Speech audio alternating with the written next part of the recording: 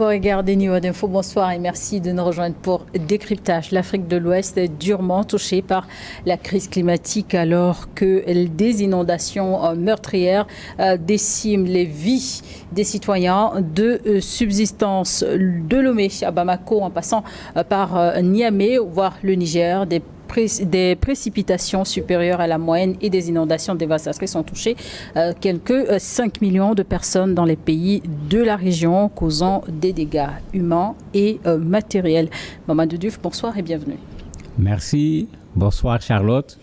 Inondations en Afrique de l'Ouest, effet du réchauffement climatique ou question d'urbanisme? Il y a le tout dedans.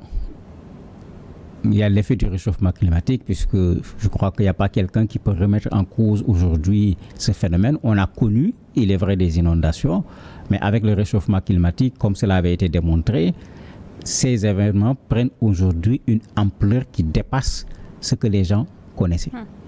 Mais il y a la responsabilité individuelle, la question de l'assainissement, les personnes elles-mêmes, il y a la responsabilité de l'État, il y a plusieurs choses dedans. Parce que c'est vrai que quand la nature décide de bouger, difficile d'empêcher à Dame Nature de bouger.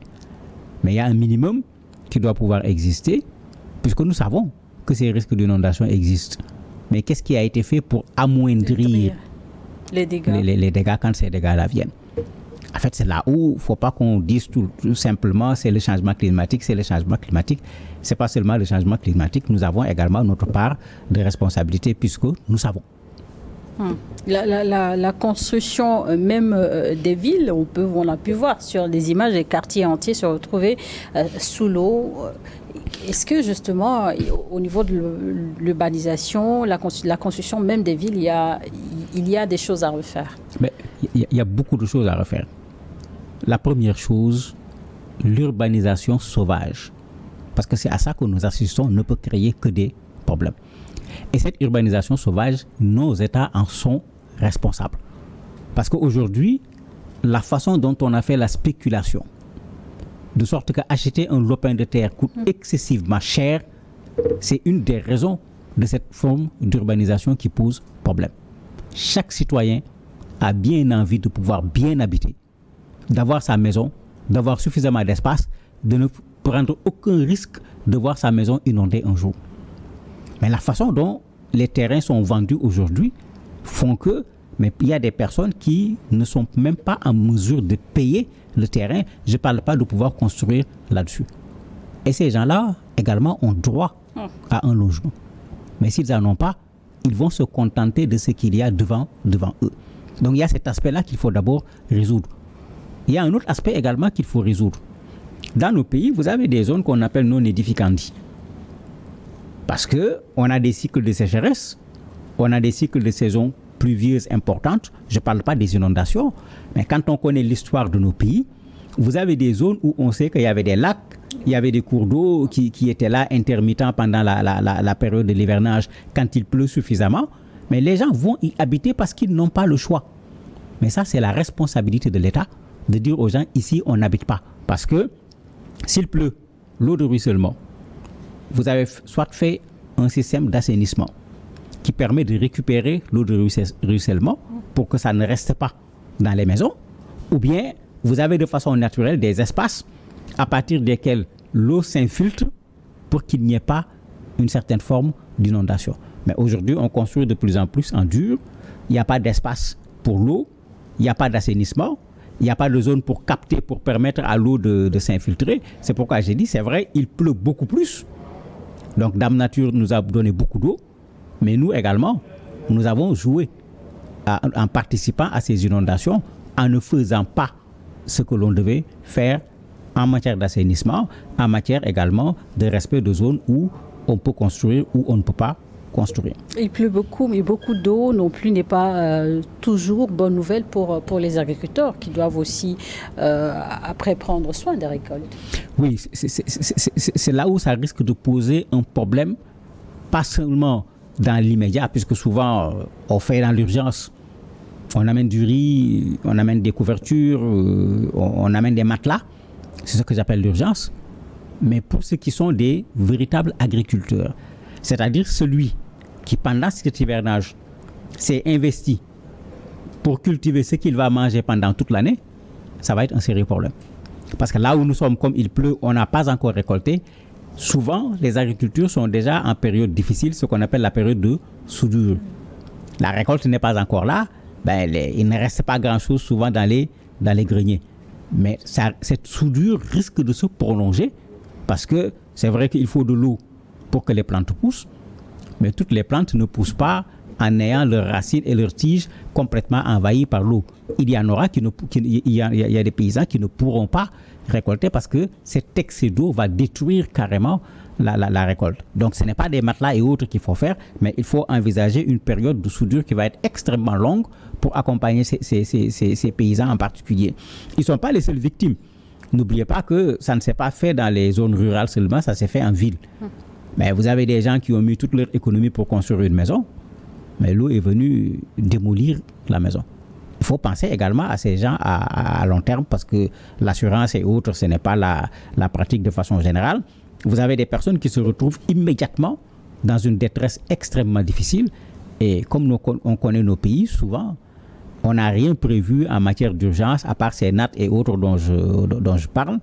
On va souvent promettre de pouvoir aider les gens, mais les gens vont devoir se décarcasser à nouveau tout seuls pour essayer de reconstruire leur vie. Et comment corriger ce problème en matière d'urbanisation? Les installations illégales ou parfois anarchiques qui causent des dégâts en période de fortes pluies. La solution avec les logements sociaux reste encore des problèmes puisque pour la plupart, ils n'ont pas le pouvoir d'achat pour mieux se reloger. En fait, quand on met en place une ville, quand les gens font de la géographie urbaine, quand on fait de la géographie rurale, vous avez des urbanistes, vous avez des spécialistes. On ne construit pas une ville en mettant les bâtiments les uns à côté des autres. C'est ça le premier problème. Mais je reviens au coût des terrains. Ce qui était logique. Dans certains pays, les terres appartiennent aux localités. Ça peut aussi constituer des difficultés en matière de gestion. Mais non, pas du tout.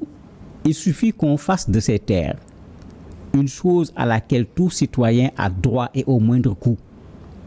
Vous allez voir, le problème va être réglé de deux façons. La façon la plus simple, quand on décide de morceler un terrain pour donner à un immobilier qui veut faire des constructions, on exige qu'il fasse l'assainissement. Quand c'est des terrains à vendre à des individus, où chacun va venir acheter son terrain, on exige qu'il y ait une somme supplémentaire pour que l'assainissement soit fait. Parce qu'on va vers une véritable catastrophe puisque une bonne partie de nos villes sont en train de s'élargir, alors qu'en matière d'assainissement, mais il n'y a pratiquement absolument rien. C'est-à-dire que le jour où il va falloir mettre en place l'assainissement, on risque de venir casser encore ce qui a déjà été construit, alors que la logique voudrait que ces questions soient réglées avant qu'on ne se mette à construire les maisons. Et ça, mais c'est la responsabilité de l'État. L'État peut l'exiger. En l'exigeant, mais ça fait l'affaire de tout le monde. On ne sera plus dans cette souffrance extraordinaire où vous avez des gens, quand le ciel devient noir, mais ils prennent leurs mains, ils mettent sur leur tête parce qu'ils risquent de se retrouver, s'ils sont chez eux, avec l'eau partout, ou bien ils ne sauront même pas comment faire pour rentrer chez eux parce que même le chemin par lequel ils vont passer pour aller à la maison deviendra véritablement un problème. Et bon, on aime l'eau, c'est très bon, mais nous ne sommes pas des poissons. Nous pouvons vivre avec l'eau, mais pas dans l'eau. Dans l'eau. Et depuis la COP 15, y a-t-il eu des avancées significatives dans les stratégies de lutte contre le réchauffement climatique? Il n'y a pas d'avancée significative parce que quand vous regardez ce qui se passe avec ces conférences internationales, depuis quelques années, les sociétés civiles africaines ont mené un combat extraordinaire pour dire aux gens, attendez, vous n'allez pas faire de l'Afrique l'instrument de la solution de toute la pagaille environnementale que vous avez créée. Alors qu'il s'agit là d'un continent qui est le moins pollueur. Tout à fait. Mais malheureusement, aujourd'hui, on veut utiliser ce continent le moins pollueur. On nous dit par exemple le gaz, le pétrole, ça pollue. Mais ces pays se sont développés avec quoi? Est-ce que nous, on va les suivre pour aller directement à l'énergie verte? Quelle énergie verte? Alors qu'on découvre de plus en plus du gaz en Afrique, on découvre de plus en plus du pétrole en Afrique. C'est-à-dire qu'ils ont leur priorité, effectivement, pour avoir détruit la nature chez eux. Et ils sont intéressés par ces bouffées d'oxygène existant chez nous à travers les forêts, à travers un certain nombre de choses, puisque quand on parle de climat, il n'y a pas de frontières. Sur ce plan, ils ont raison. Mais il ne faudrait pas qu'ils transforment leurs priorités en priorité également pour nous en Afrique. Et d'ailleurs, même quand vous regardez ce qui se passe en Afrique, quand on parle de destruction de l'environnement, c'est eux qui font les destructions les plus importantes parce que c'est encore eux qui sont là, qui font l'exploitation des mines, qui coupent le bois ou bien qui profitent du bois qu'on a coupé. Je crois qu'il faut tenir un discours africain sur ces questions d'environnement et ne pas se caler sur un discours pour d'autres qui ont des objectifs qui ne vont pas obligatoirement dans le sens de l'intérêt de l'Afrique en matière d'environnement. Et parlons de bois, justement, la déforestation en Afrique de l'Ouest augmenterait le risque des inondations. Mais ça également, c'est du connu. On l'apprend depuis le primaire. Mais là également, il faut que nos États prennent leurs responsabilités. Si vous voulez que les gens n'utilisent pas le charbon de bois, si vous ne voulez pas que les gens utilisent le bois pour faire la cuisine, il faut qu'il y ait autre chose à la place. Et cette autre chose, il faut qu'il soit accessible. J'ai habité à Bousimé quand je suis arrivé à Lomé.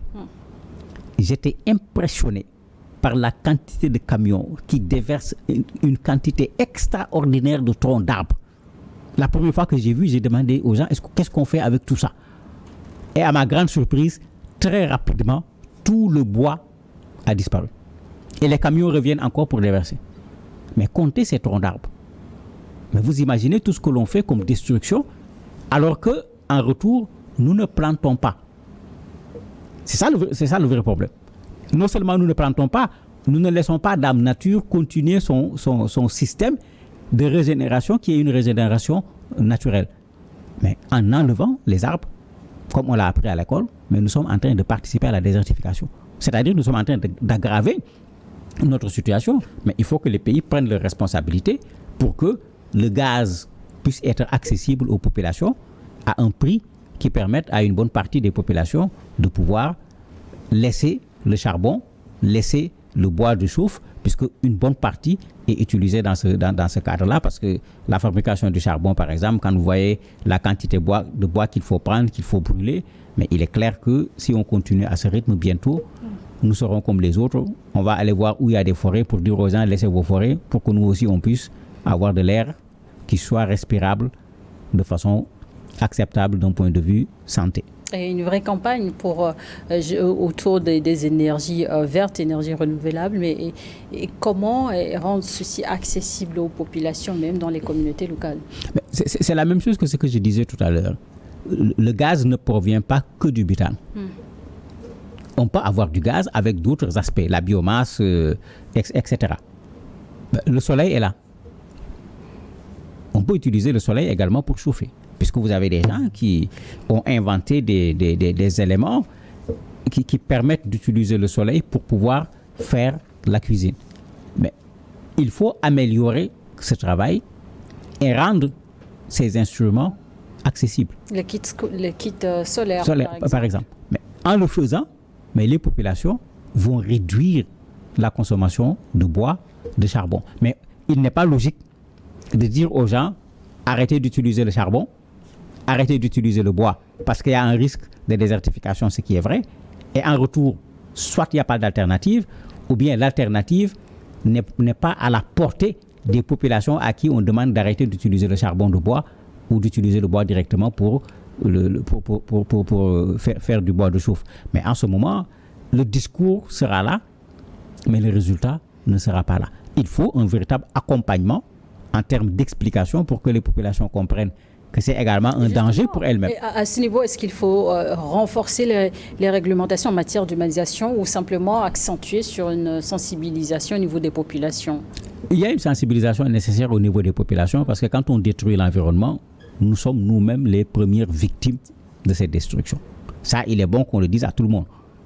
Que chacun comprenne qu'en fait, même si je gagne de l'argent en vendant du bois, je me crée des problèmes et je crée des problèmes également à mes voisins, à mes concitoyens, etc. Il est bon que cette conscience-là soit véritablement présente pour que les gens sachent que l'environnement est un patrimoine qui est un patrimoine commun, d'abord. Et ensuite, c'est un patrimoine que nous devons léguer à nos enfants, à nos petits-enfants. Ben, quand on raisonne de la sorte, on va veiller sur cet environnement. Il y a des actions qui sont faites, les plantations d'arbres et tout, mais souvent, on met tellement le folklorique devant que le fondamental passe à côté. On peut planter des arbres, on peut entretenir des arbres. D'abord, c'est joli. Ça participe à avoir un environnement qui est véritablement agréable. Ensuite, c'est utile, puisqu'il nous facilite la tâche en absorbant le carbone et en nous fournissant de l'oxygène. Et ça, il faut qu'on l'explique pour que les gens le comprennent clairement, en sachant que l'arbre qui est là, ce n'est pas le bois que je vois seulement, mais c'est tout un ensemble de choses et il participe à un système dans lequel moi, je suis un seul élément. Mais en faisant ce travail, les gens auront une autre attitude par rapport aux arbres, une autre attitude par rapport à l'environnement. L'Afrique doit donc... est-ce que l'Afrique doit-elle mieux se prendre pour mettre les populations à l'abri face à l'urgence climatique? Oui, mais ça, c'est une obligation. En fait, on n'est pas dans les mêmes situations. Parce que les pays sont à risque sur plusieurs aspects. Vous avez les pays côtiers qui se retrouvent parfois à un niveau par rapport à la mer qui est extrêmement bas. Mais en cas de raz-de-marée, mais ça va être une catastrophe et les gens le savent. C'est pourquoi j'ai dit on est tous responsables. Les gens le savent. Donc il y a déjà... Les villes côtières sont également touchées par l'érosion côtière. Mais tout à fait. C'est pourquoi j'ai dit on le sait. Il y a des mécanismes pour réduire l'érosion côtière. Est-ce que c'est en train d'être mis en place dans nos pays où on se trouve au niveau de la côte? Très peu de gens sont en train de le faire. On est là à laisser l'érosion côtière venir et puis on dit ça passe, ça avance et puis on s'en tient à cela. Ça ne suffit véritablement pas. Les pays qui sont à l'intérieur, qui ne sont pas au niveau de la côte, sont également soumis à ces questions d'inondation, comme on le voit au Mali actuellement, comme on le voit au Niger, où on a été même obligé de reporter la rentrée scolaire. Ça montre comment l'impact dépasse les questions des champs et autres dont on parlait, puisque d'habitude, quand il y a inondation, nous n'avons pas d'espace pour accueillir des populations en situation d'urgence. On se rabat sur les écoles. Ici, même les écoles font partie des zones qui ont été inondées. Sérieusement touchées au Mali, par exemple, en raison de l'état de catastrophe naturelle décrété par les autorités maliennes. La rentrée scolaire est reportée au 4 novembre prochain. C'est tout à fait logique.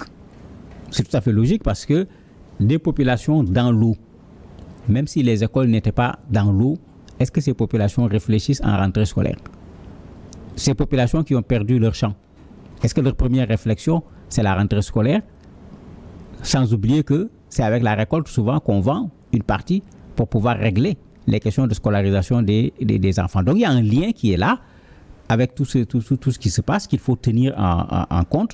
Et c'est pourquoi je disais tout à l'heure, il ne faudrait pas se contenter de venir avec des palliatifs, c'est-à-dire donner dans l'immédiat un certain nombre de choses.